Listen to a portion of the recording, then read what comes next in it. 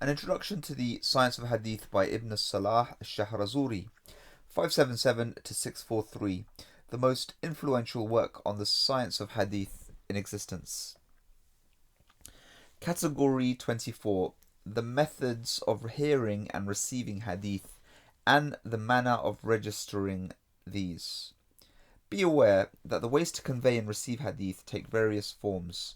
Let us preface our exposition of them with a discussion of a few issues. 1. An individual may validly receive Hadith before he possesses the qualifications necessary to transmit them. The transmission of someone who received his Hadith before his conversion to Islam and transmitted them afterwards may be accepted.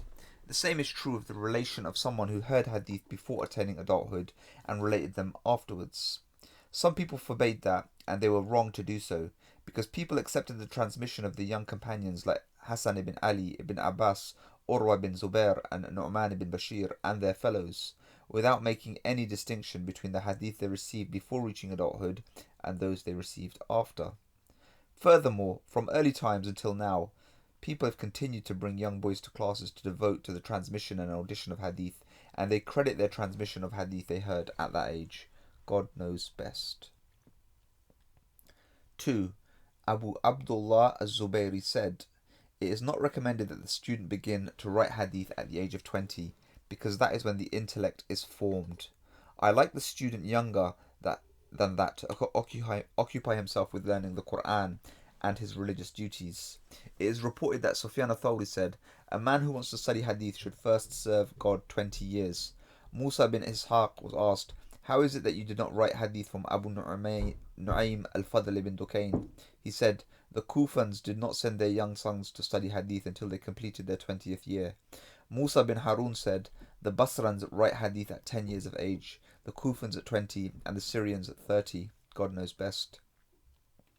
When the preservation of the continuity of the Isnad is taken into account, it becomes clear that one should not take a child to hear Hadith as soon as his audition becomes valid.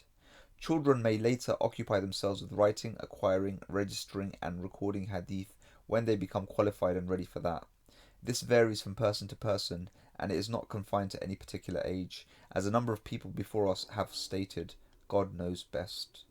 There is some disagreement over the earliest time valid for a child's audition of Hadith. Number 3. We have heard Musa ibn Harun al-Hamman, one of the great experts and critics of Hadith, was asked, "When should a boy hear Hadith?" He said, "When he becomes able to distinguish between a cow and a riding animal," or according to another relation, between a cow and a donkey. We heard that Ahmed ibn Hanbal, God be pleased with him, was asked, "When does it become permissible for a boy to hear Hadith?" He said, "When he can understand and comprehend." He was told that someone had said the audition of a boy is not permitted until he reaches 15. He rejected that statement and said, "What a bad thing to say."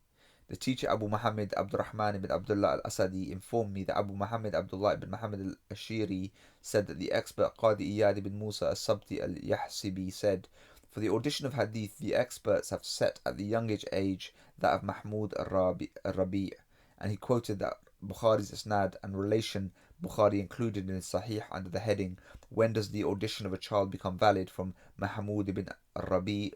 I was cognizant of a jet of water, the Prophet, peace be upon him, spurted in my face from a bucket when I was 5 years old. In another relation, his age is given as 4. The threshold of 5 is one on which the practice of the modern scholars of Hadith had settled. They write that a boy of 5 and over, he heard Sami'a, and for someone who has not yet reached 5, he attended Hadara, and he was bought Uhdira. In this matter, we should consider the case of each child individually. If we find that the child is more advanced than the state of one who lacks the mental development to understand what is said to him or given an answer to what is asked and the like, we regard his audition as valid, even if he is younger than 5. If this is not the case, we do not regard his audition as valid, even if he is 5 or indeed 50. In fact, we heard Ibrahim as-Sa'id al-Jawhari said, "I saw a boy of 4 years, and he had been brought to the Caliph Ma'mun, who recited the Quran and looked into the question of the plausibility of human reasoning. Yet when he became angry, he still cried." We heard that the judge Abu Muhammad Abdullah ibn Muhammad al-Isbahani said, "I learned the Quran when I was 5 years old. I was brought to Abu Bakr al-Mukri to hear Hadith from him when I was 4. And that it says SIC6, so that may be inaccurate. I heard hadith from him when I was 4. One of those in attendance said, "Do not credit him with your audition or of that which is recited, for he is too young."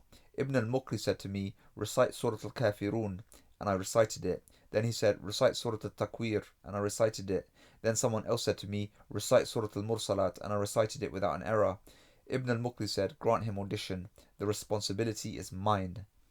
The hadith of Mahmud ibn Rabi' indicates the validity of the audition of a 5-year-old like Mahmud, and does not indicate the validity of someone younger than 5 for the validity of it.